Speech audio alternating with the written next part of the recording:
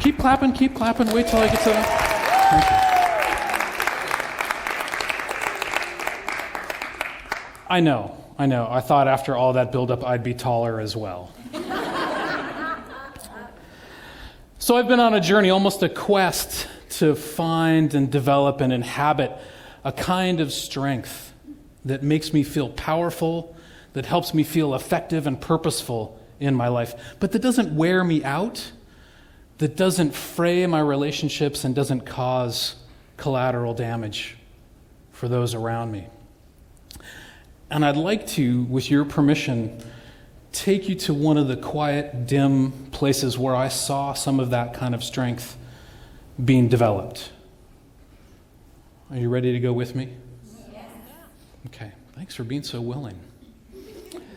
So where we're going is a place where young people have been going for tens of thousands of years. Sometimes it was a cave, sometimes it was a grove of oaks. In this place and time, it's a summer camp lodge lit only by candles. And around the perimeter stand dozens of caring adult mentors, and seated among them are 15 or 20 young people, initiates, who've told their community that they're ready to take some steps toward a healthy adulthood. Now, in sort of more traditional rites of passage and initiations, there's often scarification, maybe even knocking out a tooth or fasting, some sort of physical ordeal. And that ritual was ostensibly put in place so that the initiate could prove that they had the courage and the strength to take care of themselves and take care of the tribe. But tonight, we're going to witness a different kind of ritual that develops a different kind of strength. So one at a time, each young person stands up in front of the mentor, and you hear the questions begin. What are you afraid of? What is it inside of you that's keeping you a child? What secret are you keeping that prevents us from knowing who you really are? What are you so angry about? What are you hoping for? And we begin to hear the stories in response. The succession of abusive stepfathers, the struggles in school, the pain of being bullied or becoming the bully, the descent into alcohol and drug abuse. Each young person in turn begins to tell their truth, begins to talk about their pain, their struggles, their hopelessness to this group of strangers in the dark. And over time, as more truth pours out, there's this crescendo that happens, this peak experience of vulnerability. And sometimes they rage, and sometimes they weep. And the mentors don't offer any comfort. They don't even pass a tissue. Nothing to interrupt that flow of truth and emotion. And then the initiate will take a deep breath as the crescendo of vulnerability pulls back like a stormy tide. Take a deep breath, square their shoulders. Take another deep breath, and sometimes through a film of snot and tears, you see this face. Not a face of somebody who's beaten or broken, but the face of somebody shining who's been through an ordeal, who's proven their courage, proven their mettle, been vulnerable, showed their truth, and on the other side of it found not teasing or ostracization, but belonging and love. Witnessing these kinds of rites of passage has been part of my journey toward finding a kind of strength that I want to have in my life. And through my journey, I've found how to incorporate it a little bit, and it's given me so much more ease in my relationship and so much more confidence in my leadership and more access, more full access to my full humanity, and that's given me the capacity to create more positive change in my life and the lives of others. And I wish I could say that I got there easily and that I got there right away, but my path was much more complex. When I was 15, the age of those initiates in the story that I'm telling, I knew I wanted to be strong. That's all I knew. Doesn't everybody want to be strong? Didn't I need to be strong, or at least look strong, to be an adult, to be a guy, to be a dude? And without being aware of the consequences or the alternatives, I chose the only kind of strength that I knew was out there. And that's a strength characterized by what I call the 4 bullets. The traditional mode of strength involves asserting power over other people to get things done, to impose will. It involves a succession of win-lose contests to get to determine who gets to wield that power over. And those win-lose contests get codified into a system of oppression over whole groups of people and even the natural world. And even the winners in this system have to repress huge parts of themselves to be able to stay in the game. Any piece, any thought, any characteristic that doesn't fit in the box has to be repressed. Not a great system, right? But that's the one that I chose. And for years, I worked to be the smartest in the room. I worked to stay safe and in control by tamping down my emotions and tamping down the emotions of others around me. I never saw communication and vulnerability in others as an invitation to closeness. I listened carefully just to formulate my witty or crushing response. So what did that get me? What did acting strong in the 4 bullets get me? Well, my friends all thought I was an antagonistic jerk. My relationship life was a series of short-term flings that ended in unhappiness, disdain, jealousy. I was fired from 4 jobs in a row just because I hated being told what to do. But when I was given power, when I was given authority, I used that power over the people in my employ and my colleagues, and that alienated them, and it left me feeling even more alone.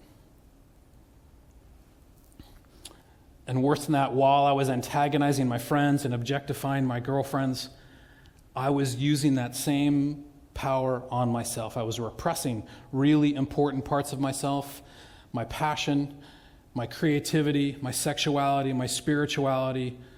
All of that was ignored, leaving me aimless and without direction. Maybe some of you have fallen into the same set of choices. Yeah. So I wanted something different, but there are a series of pressures that maintain this system of the 4 bullets. Men in particular get rewards and status for acting tough, for being assertive, for ignoring emotions. And we get called out when we behave outside of that box. We get called soft when we act collaboratively. We get called passive when we stop to listen. And that's just the nicest P word that we get called when we step out of the box, isn't it? Yeah.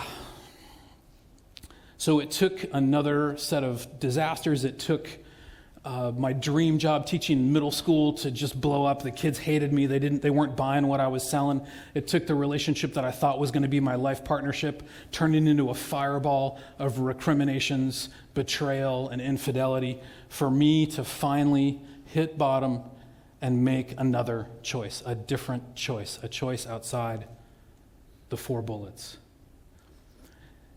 You know, only one in three men will seek professional help when they need it. I had tried to treat myself by going outside like I normally did. I tried my version of forest bathing, where I normally got a lot of renewal and health. But what I found out there at this point in my life was just shame and anxiety. So I knew I needed help. I went into therapy. I ignored the statistic, I ignored the stigma, and I did the work. And in therapy, I found that when I lost it, when I cried, when I raged, when I gave myself over, when I lost it, I gained things. I left sessions feeling exhausted, drained, sure, but electric and alive with possibilities and knowledge. And I've come to find that is a relatively common experience, that people feel strong when they do things that aren't labeled strong. And I'm calling this new system of strength, this new tradition of strength, the 4 gifts. And the 4 gifts include power with, win-win, inclusion, and vulnerability. And the way those show up in my life these days is that now when I listen, I'm listening to build understanding and relationship rather than as a way to use it on you later. And I'm learning to validate emotions, my own and other people's, knowing that emotions don't need to be changed or fixed. And I'm learning over and over again to value vulnerability, to tell the whole truth, the messy truth. When I first started dating my now wife, I was feeling really anxious and a little unsettled. And I finally figured out to say to her, I'm scared. I'm scared. I'm scared of this intimacy. I'm scared of what this relationship might ask of me as it deepens. And she just opened her arms wider. So this strength, this kind of strength, this new tradition of strength, it's always been there. It's not new. I didn't really discover it. It's been there in indigenous cultures, in nonviolent movements, and in women's traditions. It's always been there, waiting for us to choose it. Another example, just the other day, just last week, I got a call from that tall kid with his arm around my neck, Cyrus. He was going through his first breakup. I've known him since he was 13. He was going through his first breakup, and he was feeling all of the feels. He was feeling all of the hurt, all of the sense of betrayal, the confusion, and he was feeling really angry. And he was embarrassed about how angry he was. And I just sat and listened to him, validated his emotions, didn't try and change or fix him. And I think he went away feeling a little better. I know that I left with a big grin on my face thinking, wow, what a great example of the new strength. What a great example of the 4 gifts. There's this young person, fully emotional, fully aware of his emotions, and reaching out to another guy for help. How cool was that? Now, I'm not going to make any claim that living in the 4 gifts is easy. It takes work. But the fact that it takes work, the fact that it's not easy, tells me that it can actually be called strength. Right? Inclusion is hard. It involves building bridges. It involves communicating. And people are scared to death of emotional expression and vulnerability, right? People are terrified. We're terrified. I'm terrified of it. So what I'm saying is the fact that it's so frightening means that when you choose vulnerability, you are being strong. Vulnerability is strength. And I'm talking about it today. I'm telling you my story in the hope that you can think about some of the choices you're making and some of the choices that you have to make going forward. Because I believe we all need a source of inexhaustible, communal, self-generating strength to handle the challenges ahead in our lives, the personal challenges of finding your purpose, maybe becoming a parent, growing older. Growing older ain't for sissies. And then we've got these cultural challenges, right? What are we going to do? How are we going to handle a pandemic? How are we going to reclaim our democracy? How are we going to survive and thrive in climate change? We're all going to need to find some strength. And I'll be honest, my path toward this strength isn't anywhere near as straightforward as I made it sound in this 15-minute presentation. It was much more interwoven and recursive and strange. And it's a little weird for me to be standing up here. This feels a little bit like I'm talking to you from the old strength, doesn't it? If we were really going to talk about the 4 gifts and how to build new strength, we'd ideally be sitting in a circle, ideally out in the forest, right? Forest bathing again. But we're here tonight. Thank you for listening. I'm just going to leave you with a few quick questions. What would it be like if we were burly enough to pay attention to all of our emotional complexity? What if you were adventurous enough to investigate all of your hidden parts and not repress any of it? What if you were steady enough to stand with your loved ones when they felt their full emotion and you didn't try and fix or change it? What if you were brave enough to include everybody in your community? And this is for the men, my brothers out there. What if you were strong enough? What if you were strong enough to listen to women when they told you their stories? And you were strong enough to stay right there, believe them, and not get defensive? How strong would that feel? Now, living in these strengths, living in these 4 gifts, like I said, it's not easy. It takes strength, but that strength is there for the asking. And, being strong and working out, it's a lot better with a buddy or two, right? A workout buddy or two. So what do you say we do this together? Thank you.